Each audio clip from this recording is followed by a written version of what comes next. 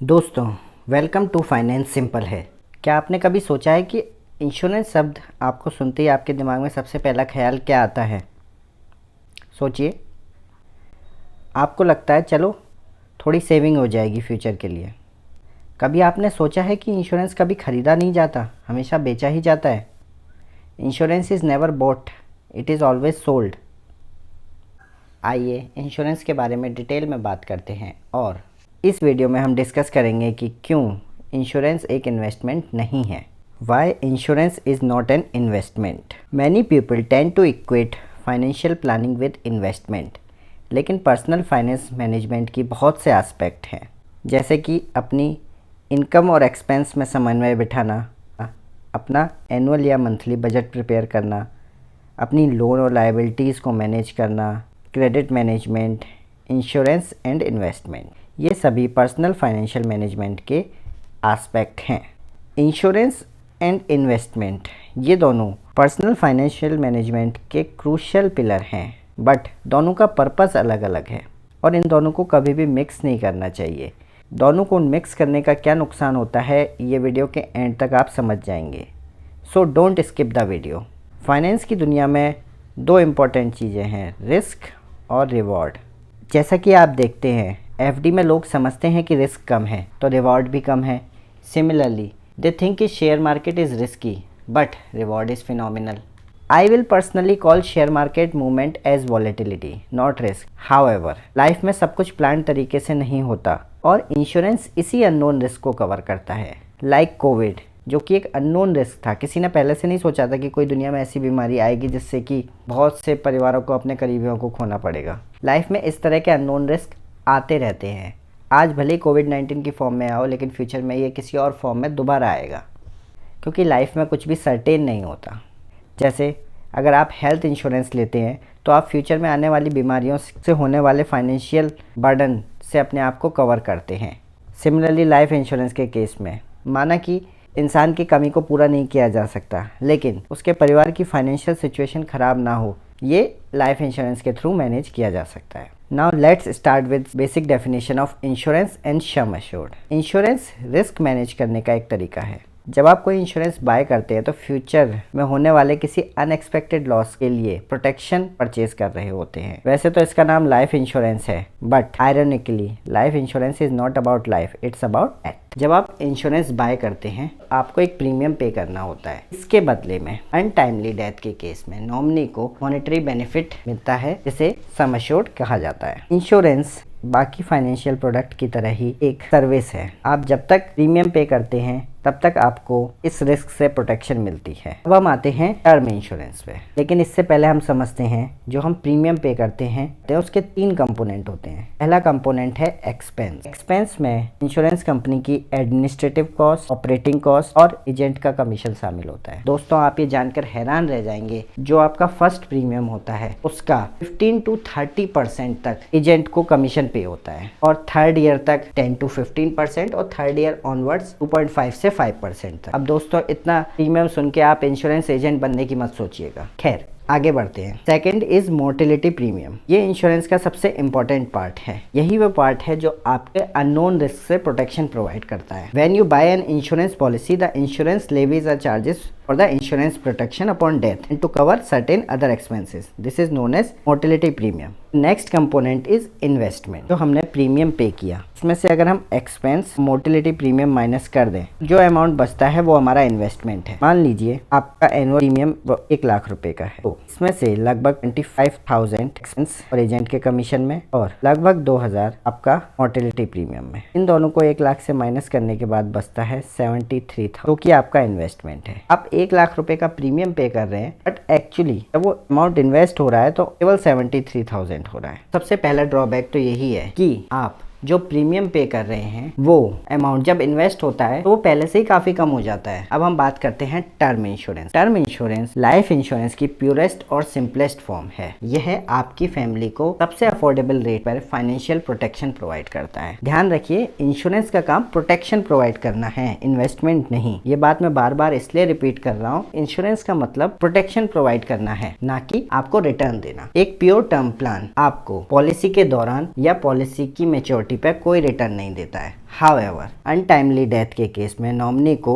Sum assured provide किया जाता है। यहाँ पर ये बात तो इम्पोर्टेंट है कि the purpose of insurance is not to make you rich while you are alive but rather insure that your loved ones does not become poor when you are no longer there. मतलब insurance का purpose आपको अमीर बनाना नहीं है, बल्कि untimely death के case में आपकी फैमिली की फाइनेंशियल सिचुएशन खराब ना हो, ये देखना है। एक सिंपल सा क्वेश्चन दिमाग में आता है कि जब भाई इंश्योरेंस के इतने सारे फायदे हैं तो लोग उसे अवॉइड क्यों करते हैं। पहला और इम्पोर्टेंट रीजन है कि लोगों को फाइनेंशियल प्रोडक्ट की नॉलेज नहीं है। हमें एक्चुअल में सिखाया ही नहीं जाता कि इंश्योरेंस और इन्वेस्टमेंट अलग अलग है। हमारी सीजनिंग बचपन से ही इस तरह होती है कि हम इंश्योरेंस को एज ए इन्वेस्टमेंट देखते हैं, उससे सोचते हैं कि फ्यूचर में हमें कोई रिटर्न मिलेगा। बट अगर आप इंश्योरेंस और इन्वेस्टमेंट को अलग अलग रखें तो फाइनेंशियली आपको ज़्यादा बेनिफिशियल होगा। ये अभी आगे हम वीडियो में देखेंगे। फाइनेंस वर्ल्ड में दो चीज़ें आप गांठ बांध के रख लीजिए। First, there is no free lunch, मतलब फ्री कुछ नहीं होता। सेकंड, कि कोई भी एजेंट या कोई भी XYZ पर्सन आपको अगर कोई प्रोडक्ट बेच रहा है तो वो आपके फ़ायदे के लिए नहीं, अपने फ़ायदे के लिए बेच रहा है। इसी सेकंड पॉइंट पे हम आते हैं अपने नेक्स्ट पॉइंट पर, जो कि है पुश बाय एडवाइज़र्स और एजेंट। जैसा कि आपने थोड़ी देर पहले देखा कि जो आप पहला प्रीमियम पे करते हैं और सब्सिक्वेंट प्रीमियम जो भी पे करते हैं, उसमें एजेंट का कमीशन, उस प्रीमियम का एक बहुत बड़ा हिस्सा एजेंट का कमीशन होता है। तो एजेंट अपने फ़ायदे के लिए जो मैक्सिमम प्रीमियम वाला प्रोडक्ट होगा वही आपको बेचेगा, जिससे कि उसका ज़्यादा से ज़्यादा फ़ायदा हो। और जैसे कि दूसरे फाइनेंशियल प्रोडक्ट जैसे कि म्यूचुअल फंड, इसके मुकाबले इंश्योरेंस में ज़्यादा कमीशन होता है।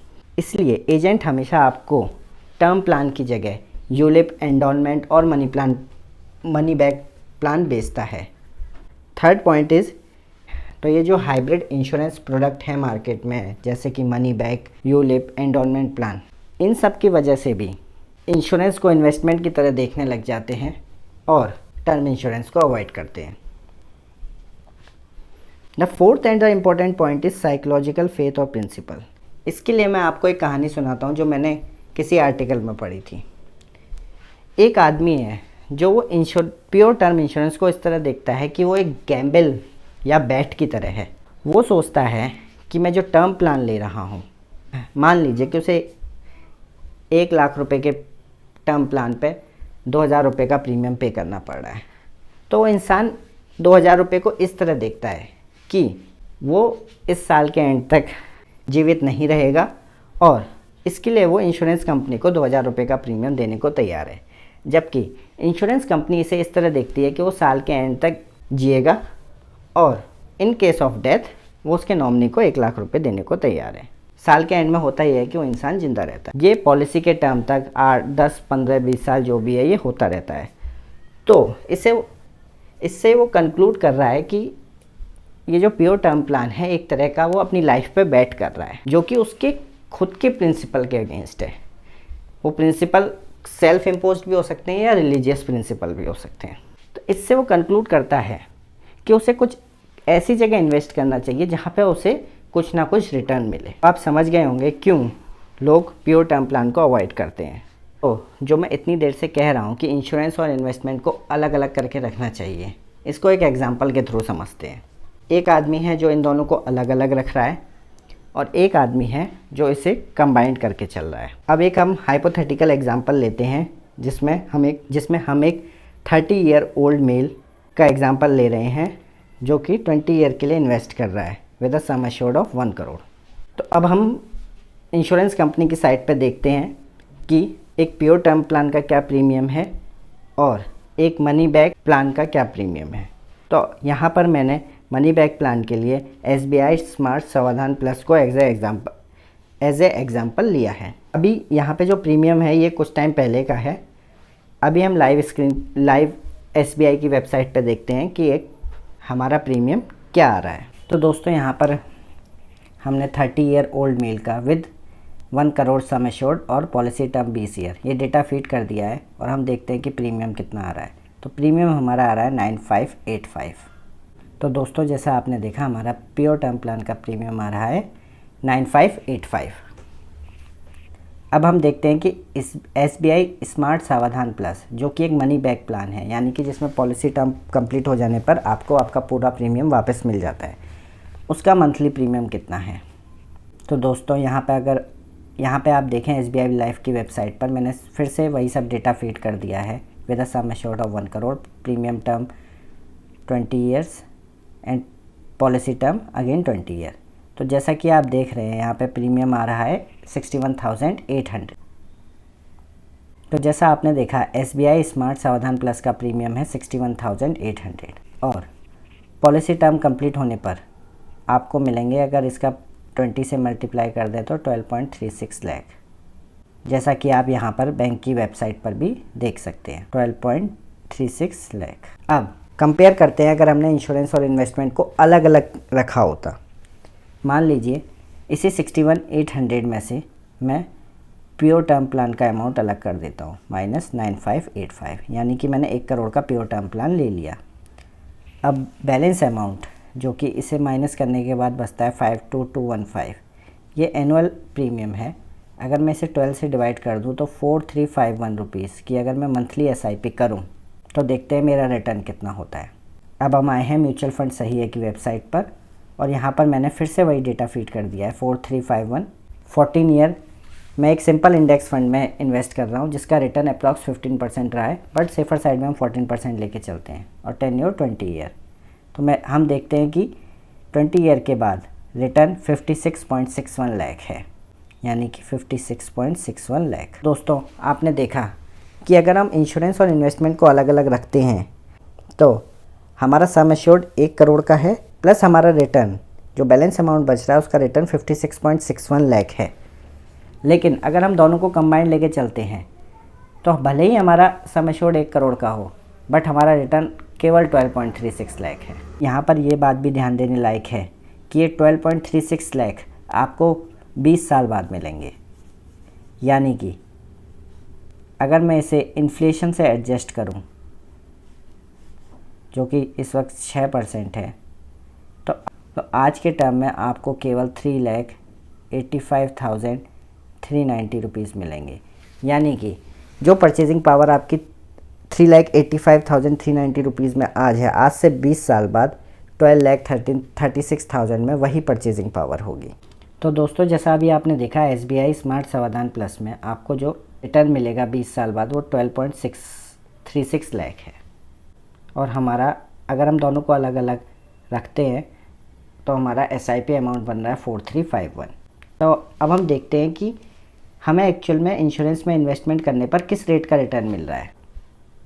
तो दोस्तों जैसा आप देख पा रहे हैं हमें इंश्योरेंस और इन्वेस्टमेंट दोनों को अगर हम क्लब कर रहे हैं किसी हाइब्रिड प्लान में तो हमारा जो रिटर्न है वो 2% से भी कम है। हमारा इन्फ्लेशन रेट ही 6% है, तो जो 2% का हमें रिटर्न मिल रहा है, अगर हम 6% हमारी इन्फ्लेशन है तो आप 4% का सीधा सीधा लॉस बुक कर रहे हैं अपने इन्वेस्टमेंट पे। मैंने जैसे पहले भी कहा है कि आपका रिटर्न ऑन इन्वेस्टमेंट हमेशा इन्फ्लेशन रेट से ज़्यादा होना चाहिए, otherwise you are losing your purchasing power. हम अपने इंश्योरेंस और इन्वेस्टमेंट को अलग अलग रखने की थ्योरी को एक और प्लान के थ्रू समझते हैं।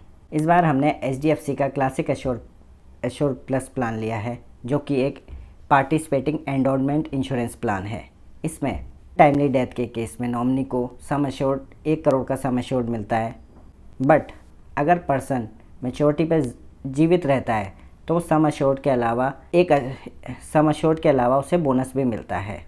The company page a simple reversionary bonus which is guaranteed at a minimum of 3%। Now जैसा हमने देखा एक प्योर टर्म प्लान का हमारा प्रीमियम लगभग 9,585 रुपीज़ है।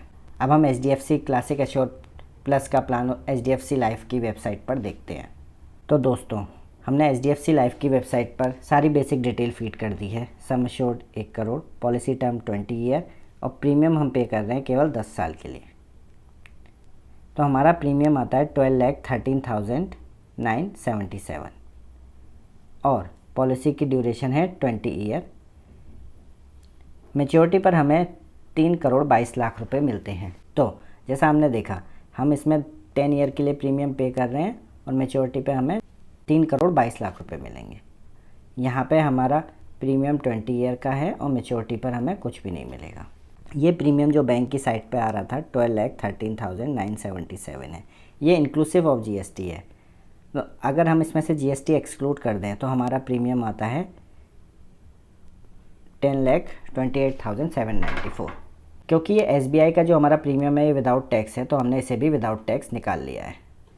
अब दोनों को कंपेयर करते हैं। याद रखिए एचडीएफसी क्लासिक का जो ये प्रीमियम है ये 10 साल के लिए है, और ये एसबीआई का जो हमारा टर्म प्लान का प्रीमियम है ये 20 साल के लिए है। एसबीआई लाइफ के प्रीमियम को एट पार लाने के लिए मैं इसे अगर 2 से मल्टीप्लाई कर दूं तो इसका मतलब है कि इसे भी एचडीएफसी क्लासिक एश्योर की तरह 10 साल पे कर रहा हूँ।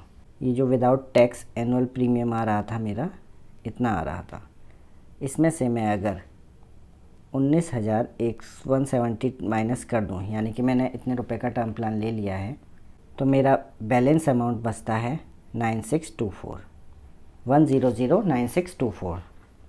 इसे मैं, ये हमारा एनुअल प्रीमियम है, और अगर मैं इसे 12 से डिवाइड कर दूं तो मेरा मंथली प्रीमियम आता है 84,135। अब मैं 84,135 की अगर मंथली एसआईपी करूं, सेम मैंने 84,135 की मंथली एसआईपी 14% के इंटरेस्ट रेट पे, जो कि इंडेक्स फंड मुझे दे रहा है 20 ईयर के लिए मैं करता हूं, तो मैं सेम 84,135 रुपीज़ की 10 ईयर के लिए 14% रिटर्न जो कि इंडेक्स फंड दे रहा है मैं एसआईपी करता हूं, तो मेरे को 10 साल बाद 2.18 करोड़ मिलेंगे। हाउएवर अभी नोट कीजिए मेरे पास 10 साल बाकी हैं, तो अब मैं 10 साल के लिए एक लम सम इन्वेस्टमेंट करता हूँ। मुझे 10 साल बाद रुपए मिले 2.18 करोड़, और जो एचडीएफसी लाइफ में मुझे मिल रहा है 20 साल बाद मिल रहा है। तो अभी एट पार करने के लिए फिर मैं इस 2.18 करोड़ को इंडेक्स फंड में इन्वेस्ट कर देता हूँ फर्दर 10 साल के लिए, तो मेरा रिटर्न होगा 8.1 करोड़। तो दोस्तों जैसा आपने देखा कि HDFC classic assure plus plan में भले ही मेरा सम एश्योर्ड 1 करोड़ का है, बट मुझे 20 साल बाद 3.22 करोड़ रुपये मिलेंगे। यहाँ पर एक चीज़ और ध्यान देने वाली बात, चलिए एचडीएफसी लाइफ की वेबसाइट पर मैं आपको शो करता हूँ। यहाँ पर 3.22 करोड़ जो कि आपको पॉलिसी टर्म 20 साल का इसके बाद मिलेंगे, इसमें से 1 करोड़ 30 लाख तो आपके गारंटेड बेनिफिट हैं, बट 1 करोड़ 92 लाख आपके नॉन गारंटेड बेनिफिट है। फर्दर हमने रेट ऑफ रिटर्न यहाँ पे 8% लिया है, अगर मैं 4% लूँ तो ये काफ़ी कम हो जाता है, लेकिन हम फिर भी 8% पर लेके चलते हैं। हमने इस प्रकार देखा कि अगर हम अपना इन्वेस्टमेंट और इंश्योरेंस अलग अलग रखते हैं तो हमें ज़्यादा सम एश्योर्ड भी मिलता है और हमारा रिटर्न भी ज़्यादा होता है, लेकिन अगर हम दोनों को कंबाइंड रखते हैं तो हमारा ओवरऑल रिटर्न कम ही रहता है। दोस्तों अब आप ये कैलकुलेशन के बाद समझ ही गए होंगे क्यों मैं बार बार कह रहा हूँ insurance is never an investment. Insurance और इन्वेस्टमेंट दोनों अलग अलग चीज़ें हैं। The problem of hybrid policy like endowment, ULIP और मनी ब्लैक इज़ दैट कि while premium is much higher but one may still end up under insured. Finally आपको insurance और इन्वेस्टमेंट को सेपरेट रखना चाहिए। उम्मीद करता हूँ ये वीडियो आपको इन्फॉर्मेटिव लगा होगा। Subscribe for more such videos. Thank you.